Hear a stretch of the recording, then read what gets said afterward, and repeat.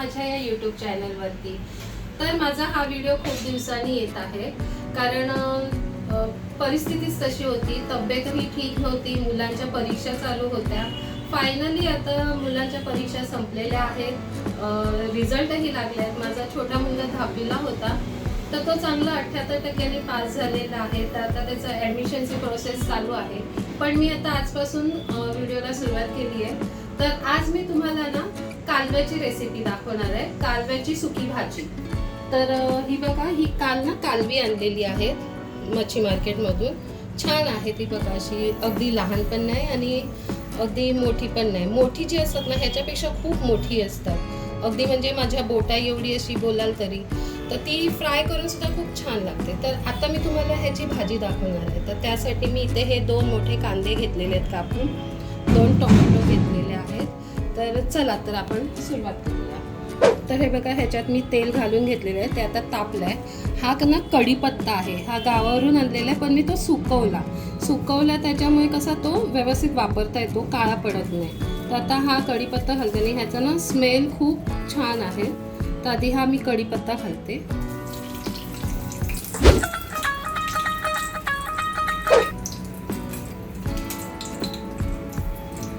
आपला कढीपत्ता घालून झालाय, आता मी हे कांदा घालते।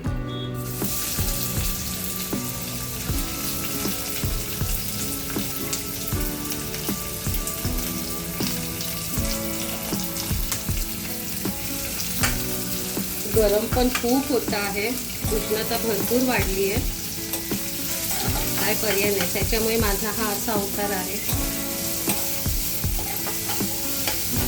तर हा आपल्याला ना कांदा चांगला शिजून घ्यायचा आहे ह्या तेलामध्ये।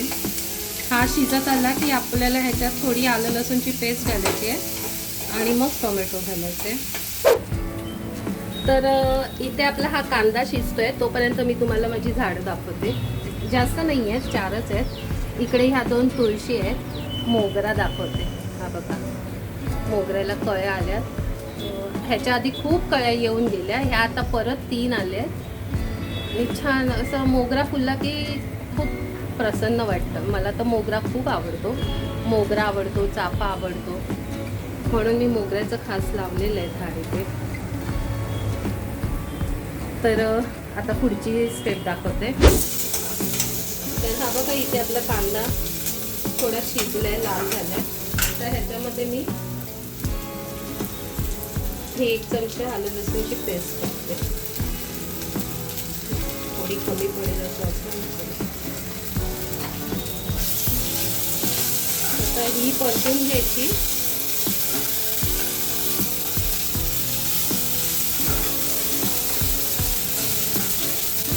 आता हा टोमॅटो घालते।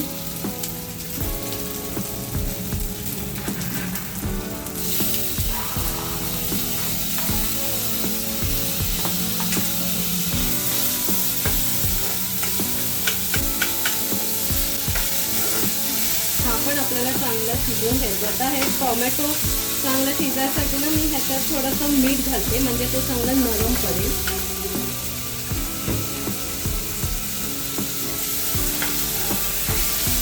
गॅस थोडा बारीक करते।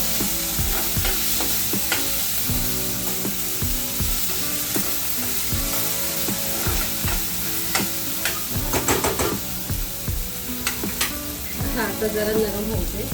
तर इथे आपला कांदा टोमॅटो शिजलाय, तर मी ह्याच्यात हळद घालते थोडी, त्यानंतर हे लाल तिखट घालते। तुम्हाला पाहिजे तेवढं असं तिखट घाला, जसं तिखट पाहिजे। आम्ही थोडं कमी घालते, कारण हा मसाला खूप तिखट आहे। तर मी अगदी हलके 2 चमचे असे घातलेले आहेत।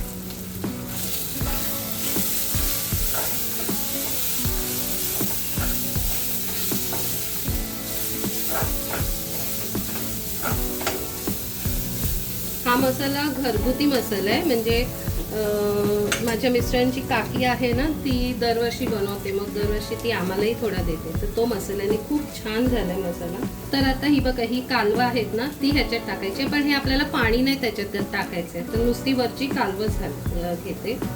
आणि ही कालवं चांगली धुवून घ्यायची असतात. ही पण आम्ही काल आणली होती, मग कारण त्याला ना कच असते, म्हणजे त्याच्या ह्या बाजूला कच असते कधी कधी राहिलेली, म्हणून मग ती चांगली साफ करायची आणि धुवून घ्यायची असते. आता हे पाणी सगळं काढून घेते.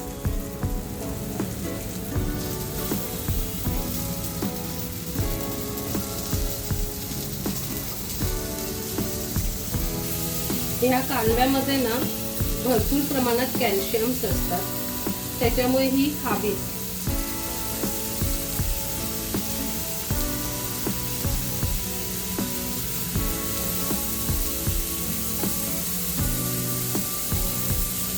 आता हे बघा, हे मी पाणी घेत नाहीये.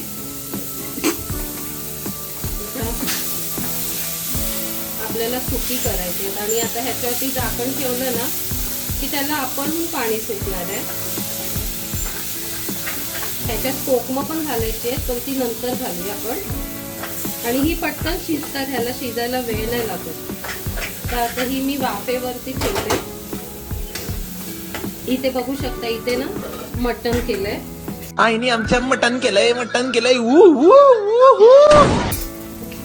हे बकऱ्याचं मटण आणलेलं ते बनवलेलं आहे. बघू शकता त्याला तरी किती छान आली आहे.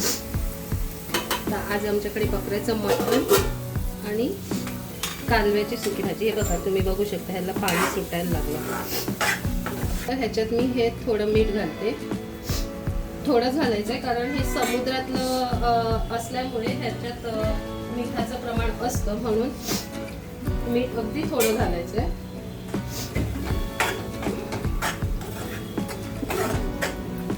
बघितलं ह्याला पाणी कसं सुटलं. आता ही थोडी शिजलेत, ह्याच्यात आपण आता मीठ हे कोकम घालूया.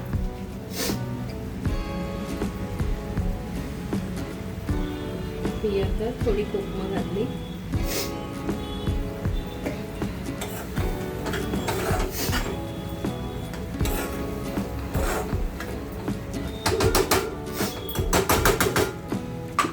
आता ही जरा चांगली सुकू दे, त्याच्यावर झाकण ठेवू. तर ही बघा, ही आपली कालवी चांगली शिजलेली आहे. तर आता ह्याच्यामध्ये ना मी थोडं ओलं खोबरं घालते, म्हणजे त्याने आणखीन त्याला चांगली चव येईल. तर बघा, बघू शकता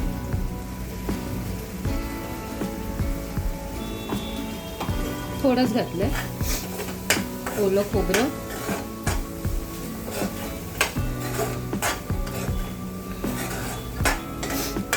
आणि वरून थोडी कोथिंबीर.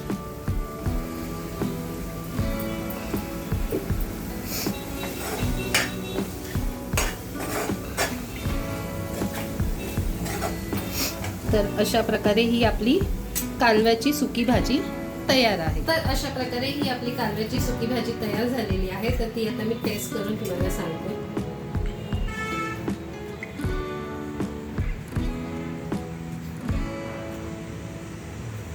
खूप छान झालेली आहे. जास्त तिखट नाही, आंबट नाही जास्त, अगदी मिडियम व्यवस्थित झालेली आहे. तर तुम्ही अशा प्रकारे ही भाजी करून बघा आणि मला कमेंटमध्ये सांगा.